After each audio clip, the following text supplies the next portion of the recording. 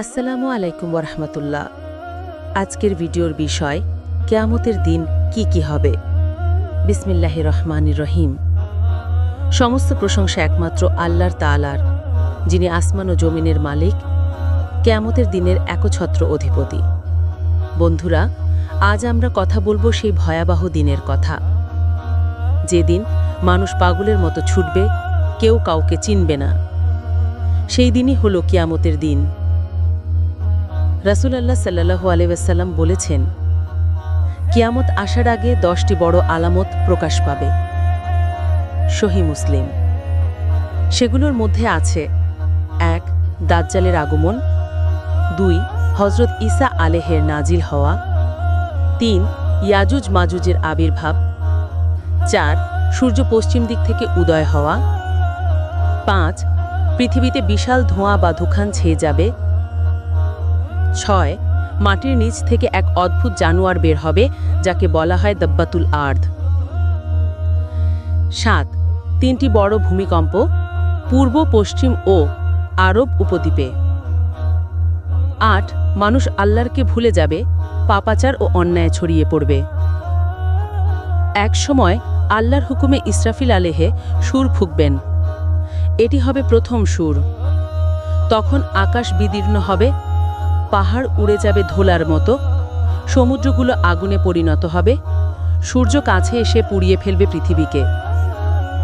আল্লাহ তাআলা বলেন, যখন সূর্য গোড়ানো হবে, যখন তারাগুলো ঝরে পড়বে, আর যখন পাহাড়গুলো উড়িয়ে দেওয়া হবে, এরপর ইসরাফিল আবার সুর ফুঁকবেন। এটাই হবে দ্বিতীয় সুর। তখন সবাই কবর থেকে বের হবে। তারপর বলবে, হে আল্লাহ, কে আমাদের ঘুমন্ত অবস্থা থেকে জাগালো? আল্লাহ বলবেন, এটাই সেই দিন যার প্রতিশ্রুতি দেওয়া হয়েছিল। মানুষ নগ্ন, খালি পায়ে, অক্ষতন অবস্থায় উঠবে। নবীজি সাল্লাল্লাহু আলাইহি ওয়াসাল্লাম বলেন, মানুষ হাসরের ময়দানে নগ্ন অবস্থায় উঠবে। সহিহ বুখারী। হাসরের ময়দানে সবাই একত্র হবে। সূর্য মাথার এক হাত উপরে থাকবে। মানুষ ঘামে ভিজে যাবে, কেউ হাঁটু পর্যন্ত, কেউ কোমর পর্যন্ত, কেউ ঘামে ডুবে যাবে। তারপর আল্লাহ তাআলা বলবেন, আজকের রাজত্ব কার? আর কেউ উত্তর দিতে পারবে না। আল্লাহ নিজেই বলবেন, রাজত্ব একমাত্র আল্লাহর, যিনি একক ও পরাক্রমশালী। তারপর শুরু হবে হিসাব আমল নামা প্রদান করা হবে। ডান হাতে পেলে জান্নাত, বাম হাতে পেলে জাহান্নাম। এরপর সবাইকে পার হতে হবে এক সেতু দিয়ে, যা জাহান্নামের উপর টানানো, যাকে বলা হয় সিরাতুল মুস্তাকিমের সেতু। এই সেতু চুলের থেকেও সূক্ষ্ম, তলোয়ারের থেকেও ধারালো।